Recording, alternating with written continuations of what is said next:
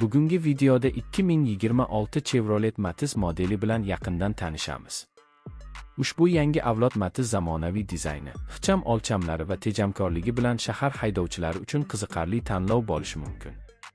Old qismidagi yangilangan radiator panjarasi, zamonaviy LED faralar va silliq kuzov chiziqlari avtomobilga yanada jozibali ko'rinish beradi. Salon esa qulay o'rindiqlar, raqamli axborot displeyi va foydalanuvchi uchun qulay boshqaruv elementlari bilan jihozlangan. Kengaytirilgan multimedia tizimi telefon bilan tez ulanish imkonini beradi. Xavfsizlik tizimlari orasida barqarorlik nazorati, havo yostiqchalari, orqa kamera va zamonaviy yordamchi funksiyalar mavjudligi kutilmoqda. Dvigatel tejamkor yoqilgi sarfi bilan kundalik foydalanishda xarajatlarni kamaytirishga yordam beradi. Yumshoq osma tizimi shahar yo'llarida qulay harakatni ta'minlaydi. Kichik burilish radiusi esa tor ko'chalarda avtomobilni boshqarishni osonlashtiradi. Bagaj hajmi kundalik ehtiyojlar uchun yetarli bo'lib, oilaviy sayohatlar uchun ham mos keladi.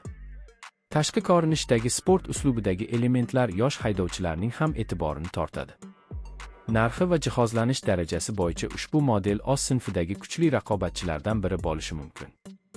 Agar siz ixcham, zamonaviy va ishonchli avtomobil izlayotgan bo'lsangiz, 2026 Chevrolet Matiz albatta e'tiborga loyiq.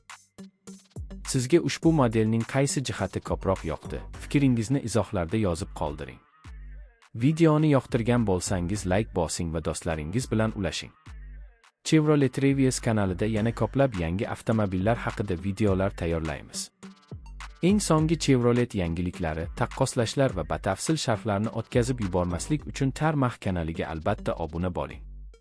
Qo'ng'iroq belgisini bosishni ham unutmang, shunda har bir yangi video sizga birinchi bo'lib yetib boradi. E'tiboringiz uchun rahmat. Keyingi videolarda yana uchrashguncha xayr.